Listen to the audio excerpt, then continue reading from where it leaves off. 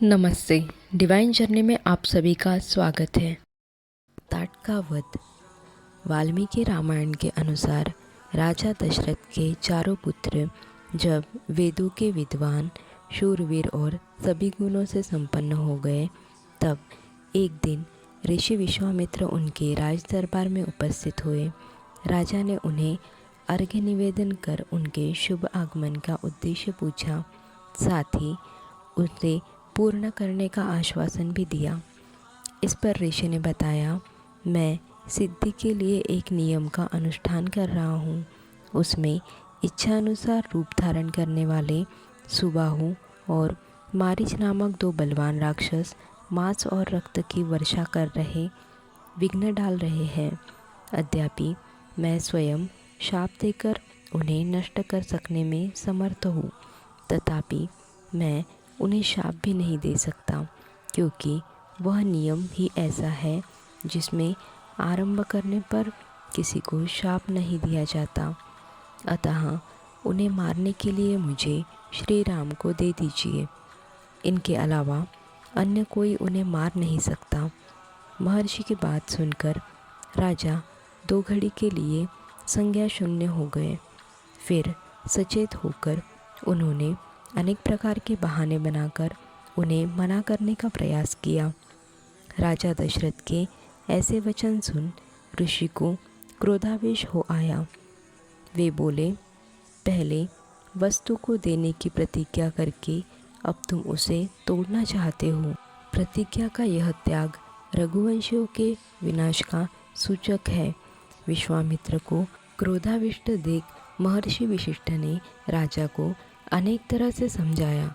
इससे दशरथ का मन प्रसन्न हो गया और उन्होंने खुशी से राम और लक्ष्मण को विश्वामित्र के साथ विदा कर दिया। जब महर्षि विश्वामित्र के साथ जा रहे थे, उन्होंने एक भयंकर वन देखा। उसके बारे में पूछने पर ऋषि ने बताया कि इस वन में ही इच्छानुसार रूप धारण करने वाली सुकेतु नाम से प्रसिद्ध यक्ष की पुत्री यक्षिनी ताटका रहती है, जो बुद्धिमान सुंदर की पत्नी है और इंद्र के समान पराक्रमी मारीच नामक राक्षस की माता है। मारीच ऋषि अगस्त्य के शाप से राक्षस हो गया था। ऋषि अगस्त्य के शाप से ही यक्षिनी ताटका नरभक्षिणी राक्षसी हुई थी। यह सब बताने के बाद ऋषि ने राम से उसे मारकर इस देश को निष्कंटक बना देने के लिए कहा।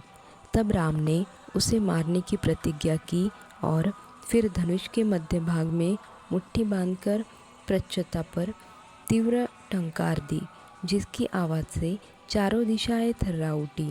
ताटका भी उस आवाज़ को सुन पहले तो किंकरते विधिमूढ़ हो गई, किंतु थोड़ी देर बाद कुछ सोचकर वह रोष में भरकर उस दिशा की ओर तेजी से दौड़ी जिधर से आवाज़ आई थी। उसने उन दोनों रघुवंशियों वीरों पर धूल उड़ाना शुरू कर दिया। फिर माया का आश्रय लेकर उन पर पत्थरों की वर्षा करने लगी।